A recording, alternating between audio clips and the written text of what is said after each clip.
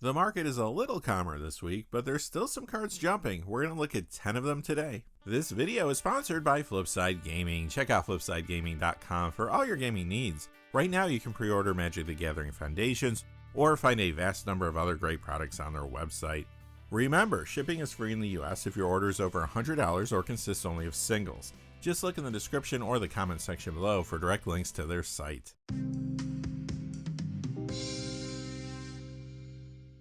Hey there, this is John from Heroes and Legends, and welcome to another edition of the Magic the Gathering Market Watch. Like I said in the cold open, things are a little calmer this week, but even though a lot of Duskmourn packs are being cracked, some standout cards from the new set are moving up. As always, our hot list is based on two pieces of criteria: the percentage increase in the value of the cards, and we also want to see an increase in the number of sales from week to week.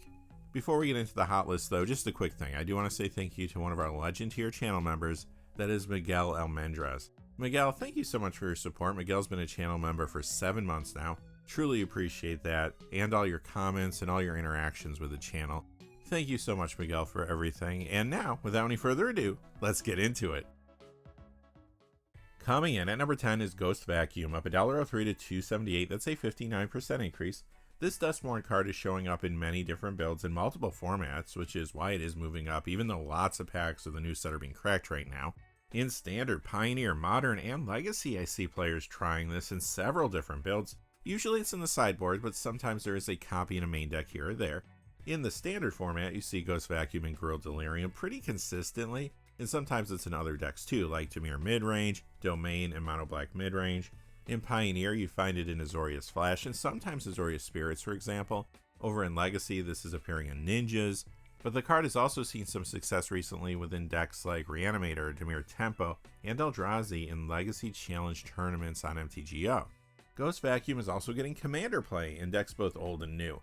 The two most popular builds running it are both around other new cards from Duskmourn. They are Marina Vendrell and Arabella Abandoned Doll.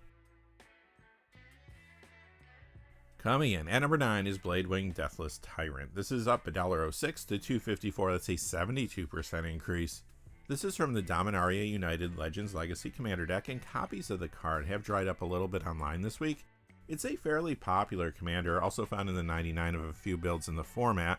You see it in decks around the Hada Binder of Wills from its pre-con, for example, but it's also in other builds like Rivaza the Claw and Corum the Undertaker. Overall though, Bladewing Deathless Tyrant commander builds are seeing a little more play right now, since delirium strategies that want to fill your graveyard have heavy support in Duskmourn. And cards like this one, Overlord of the Baelmerk, are quite good in these Bladewing decks. Number 8, Artist Talent, up $1.50 to $3.70. That's a 68% increase. First off, this has been seeing commander play in several builds since it was released. One of the more popular decks it's in is built around the Bloomburrow Buy Box promo commander card, Flubs the Fool. But now Duskmourn has caused Artist Talent to see even more commander play.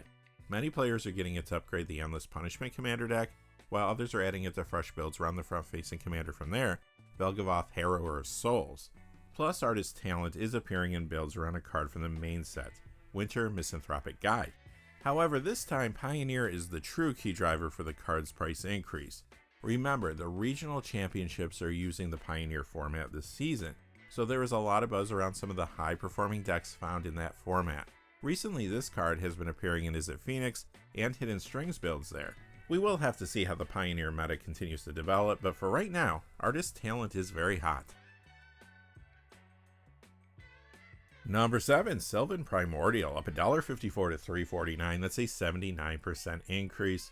This one-print wonder happens to be banned in Commander, and that is why it's hot right now. You might remember that 2 weeks ago, Wizards of the Coast announced that they would be taking over the Commander format, and they discussed their general plans for how they're going to tackle many of the issues that have plagued the format recently. They talked about plans to assign power level to Commander decks so that players can all decide which power tier they want to play prior to starting the game. With these changes, the ban list might change as well. It's very possible that some of the cards that are currently banned may become unbanned, but only allowed in higher power tier level decks. So you guessed it, in recent weeks, speculation that certain cards may become unbanned has led to a number of price jumps like this one. It's also important to note that there is a group based out of France that has made their own ban list for 1v1 aka dual commander games, and there is a significant amount of players that follow their guidelines. The format has several differences in the general rules compared to regular Commander, like players start at 20 life. There is no Commander damage, and games are best 2 out of 3.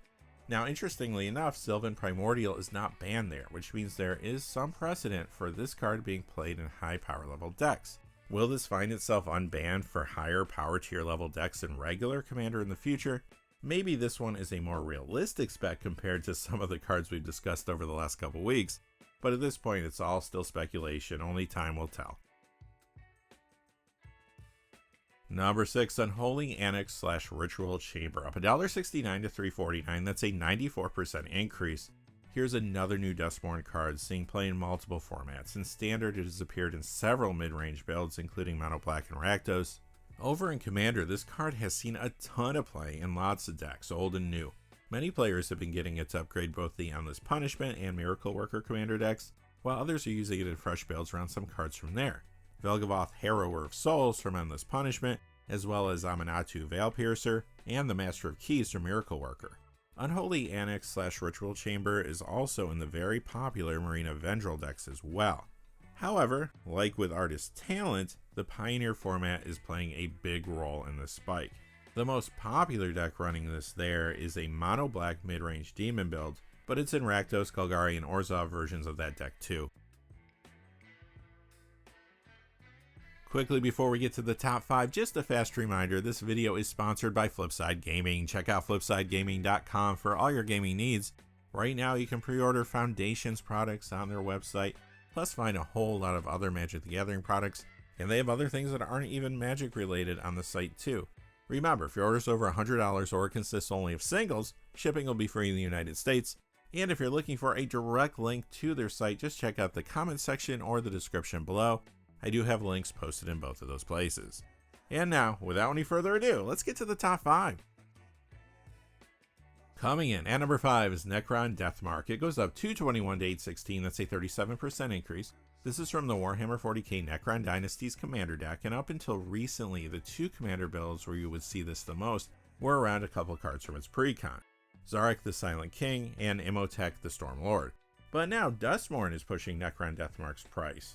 Commander players are putting this in builds around a card found in the new Death Toll Commander deck, that is Renmaw Creaking Nest. Necron Deathmark adds value to these decks since it is both an artifact and a creature. Also, I have seen some using Necron Deathmark just to upgrade Death Toll, or even to add it to fresh builds around the front-facing Commander, Winter Cynical Opportunist. But really, the Renmaw build is the key driver here. Number 4, Pyrogoyf, up $3.88 to $9.88, that's a 65% increase. This is from the Modern Horizons 3 Graveyard Overdrive Commander deck, and you do see it in fresh builds around Disa the Restless from there. Now some players are putting it in Commander decks around Winter Misanthropic Guide from Duskmourn. Plus, Pyrogoyf has quickly become a very highly played 1v1 dual Commander card. However, Legacy is also a big reason why this card has been hot. Pyrogoyf is a 4 of in a Legacy deck that is performing well in this post-Grief meta, and that deck is Mono Red Initiative. There are Pyrogoyf combos with Fable of the Mirror Breaker to copy itself and do big damage. Put it all together, and yeah, this card is on fire this week. Coming in at number 3 is Enduring Innocence. This is up $5.71 to $10.07, that's a 131% increase. Here's another example of a Duskmourn card that is appearing in lots of places. In Standard, this is in Mono White Token Control, Azorius Enchantments, Azorius Control, Boros Token Control, Orzhov Token Control, and Bant Enchantments. Meanwhile, in Commander, Enduring Innocence is all over the place, in old builds, new builds. The most popular decks running it are around 2 other cards from Duskmourn, Arabella Abandoned Doll, and the Jolly Balloon Man.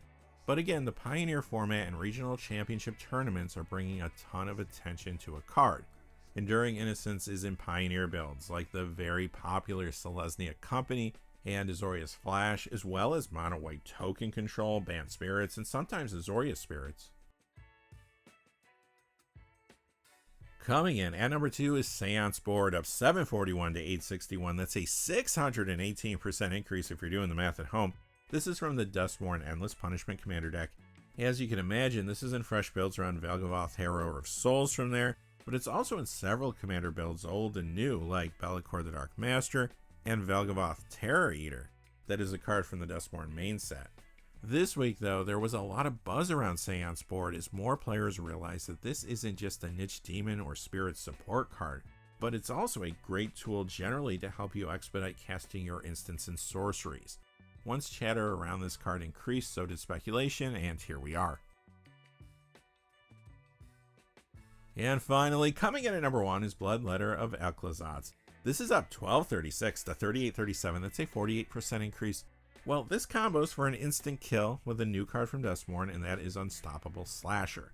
In Commander, Bloodletter of Ecclesats is seeing a lot of play, sometimes with Unstoppable Slasher in several builds, like Bellaquer the Dark Master and Edgar Markov, for example.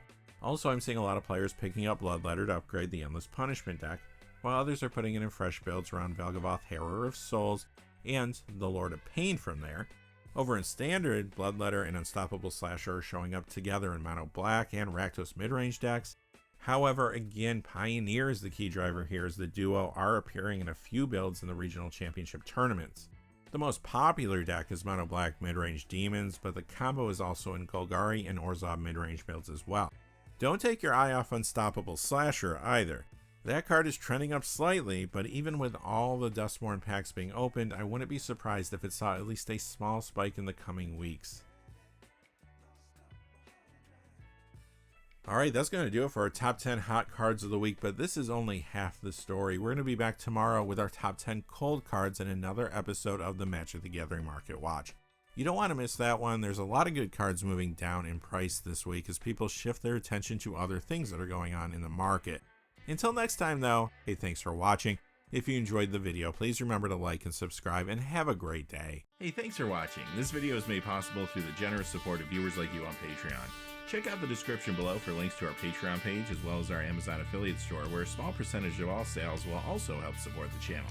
Finally, if you haven't had a chance yet to subscribe, hit that subscribe button so you don't miss any of the new videos on Heroes and Legends. Talk to you again soon, and have a great day.